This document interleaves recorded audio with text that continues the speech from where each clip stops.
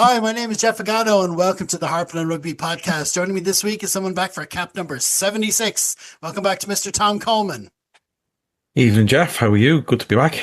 Not too bad at all. Great to have you for another Irish victory. Always good. Always good to do a rep pod after a win. But so let's turn our attention to that feature match of the week, and we'll start as ever with a generic 80-word summary of how things went. Ireland ground out a 27-17 win after a tense physical contest in Dublin. Stockdale's early try was matched by a brilliant solo effort from Carey, leaving Ireland 12-10 ahead at half-time. Conan struck after the break, but Wales stayed in touch through Botham's close-range finish. With the gap at 19-17, pressure mounted, yet Osborne's bonus point try and Williams' yellow card proved decisive. Crowley's late penalty sealed victory, while Wales' defensive progress remained a clear takeaway. Now, obviously, we're going to go to in a little bit more detail than that. And to start with this week, although we're always delighted with the bonus point win, we are going to kick off with a bit of a negative slant because looking for a continuation of the form from Twickenham after doing that, with all due respect to the Welsh, and we will harp on their many positives later, the fact that we led them by just 2 points at home with 12, 13 minutes left was concerning. Tom, are you noticing some inconsistency there? Yeah, I think in some ways this game was a microcosm of our form in the Six Nations so far. You know, we just didn't come out of the traps. You know, quick context or quick recap, we didn't really come out of the traps against France. That game was over pretty quickly before we got going. Italy, even though Italy have, you know, any avid watcher of the Six Nations will know Italy are improving, and it's not just a cliche anymore. But it was a difficult day as well. Ireland weren't great that day. I was in the Aviva that day myself. Very inconsistent about what we were trying to do. Then all of a sudden we exploded into life against England and had that massive win. And yeah, with all due respects to Wales, who've had sort of a time of torment with their international team for a while, we probably expected the standards were a little bit higher for what we would have expected in this. So yeah, it's been an inconsistent Six Nations. I know the word out of, you know, the coaching team is that, you know, ongoing trying to fix stuff, and it's new challenge and new way of playing and stuff like that. And you always look, we've been on the pod enough chatting about Leinster, how Leinster are trying to evolve this year and decipher and stuff. So I think there's a little bit of a mirror image there with Ireland. But yeah, on the game itself, yeah, I just thought, just inconsistency in our play. You know, if even, as you mentioned there, we were 12-10 up at half time. And it's strange. Rugby at times is not a complicated game. If things are working for you, you stick with it, in my opinion. And what was working for Ireland very early in that half, the first 10, 15 minutes, and the last 10 minutes of that half as well, when we reverted back to it, is we were carrying around the corner and really, you know, tiring out the Welsh in the tight, because physically that's something we've had over this current guise of Welsh team and Scotland, who we play next week. Just really dominant around that corners, around that edge. And that was getting us yards. You know, again, you hear the old cliche, you've got to earn the right to go wide. You know, you've heard that been bandied about when it comes to rugby. And for me, Ireland, the first 10 or 15 minutes, you know, we obviously got to try through Stockdale, and then got, you know, another try could have got another try at that stage as well and Conan was denied. But then halfway, you know, 15 minutes in, we changed our style of play. We started to truck it wider up the middle and use a lot of balls coming back on the blind side.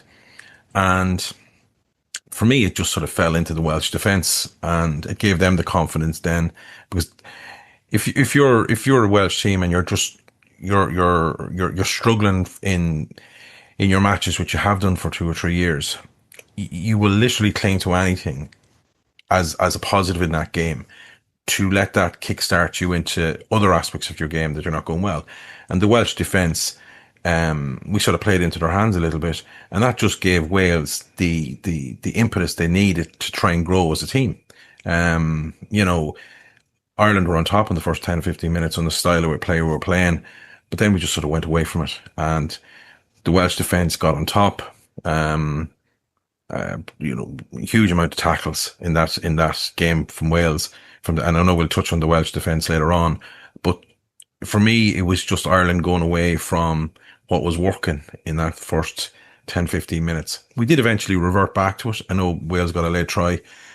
We did revert back to it towards the end of the half, just a lot more direct, a lot more using our ball carriers in a lot tighter and sucking in Welsh defenders, and then you end up having the right to go wide and punch up through gaps that were coming.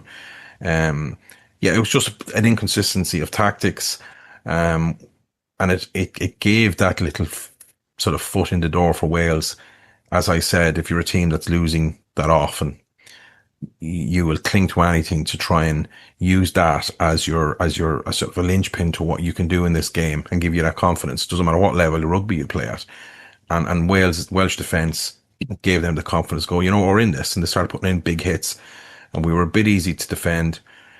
And they were lining us up and dumping us back, and like led by Alex Mann and stuff like that, just huge amount of tackles. And that was enough to give, that was the thing Wales needed to go, okay, we're desperate for a bit of belief, and now we can cling to this because we're putting an Irish team back on their backside several times. And we're for me, from the stands, comfortably reading what we were trying to do in attack.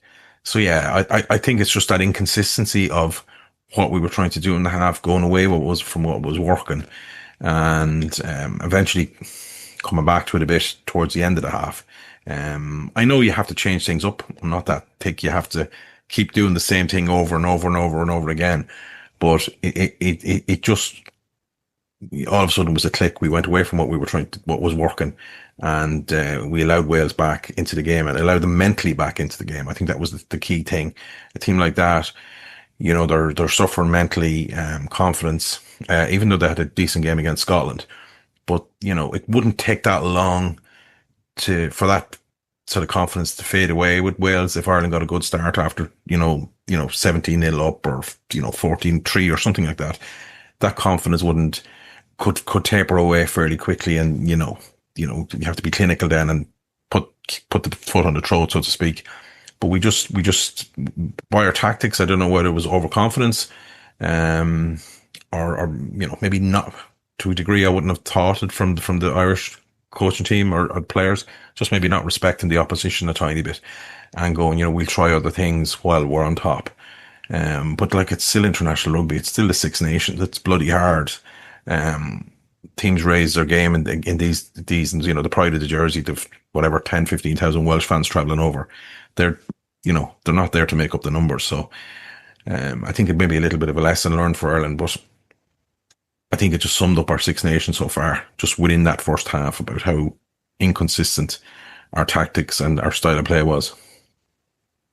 Yeah, because like we say, the game was definitely, it was still very much a contest. It was very much up in the air up until very late in the second half, and it took that yellow card, and we had to get that. We really did need that fourth try, not just for the bonus point, but to guarantee the win.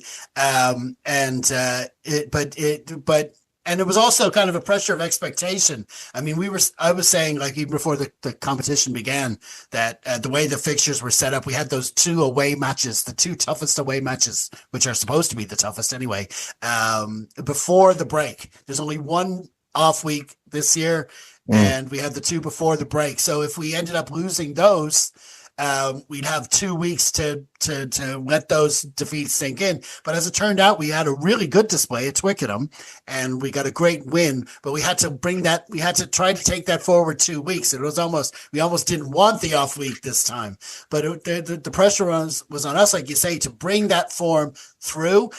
Obviously, you're not going to play the Welsh exactly the same as you play the English, especially home versus away, all that stuff. But like you say, you need to be focused. You need to bring that consistency of focus and bring that kind of form in to kick off. And like you say, we might have been a little bit unlucky. I'm not saying it wasn't rightly ruled out, but if that second try had stuck and we'd gotten that early lead, maybe we could have kicked on. But still, we should have still been able to work out what the Welsh were doing, find a way around them, and it just wasn't really happening. Yeah, no, you're absolutely right. And look, for any Welsh just listening in at the start, we'll definitely get to Wales, and I'll give lots of positives about that. I suppose we can only talk about Ireland's situation in the first half. I just thought we went away from our structure a little bit. And at this level of rugby, structures are the things that break down defences. Like Wales, even though they're in poor run of form, they're no mugs either. And they've famously always been a team that can tackle, tackle, tackle, tackle. And if you fall into that trap of just of playing into their strengths, which we did, as I said, we just ended up going away from our structure a bit. And a sign that I thought we were slightly mentally off is not to harping it back to Leinster, where we had an issue for a few years on restarts. I thought Ireland on against Wales on Friday, nearly said Saturday. We're so used to saying Saturdays with Six Nations, but on Friday was we struggled with our exits after scoring and struggling with trying to get ball and play. We just it's just like we mentally switched off a little bit. It's just that focus when Jack is up trying to, convert a try or take a penalty, whatever the case may be, and the team is back, maybe having a drink of water on the 10-meter line, and they get ready to receive.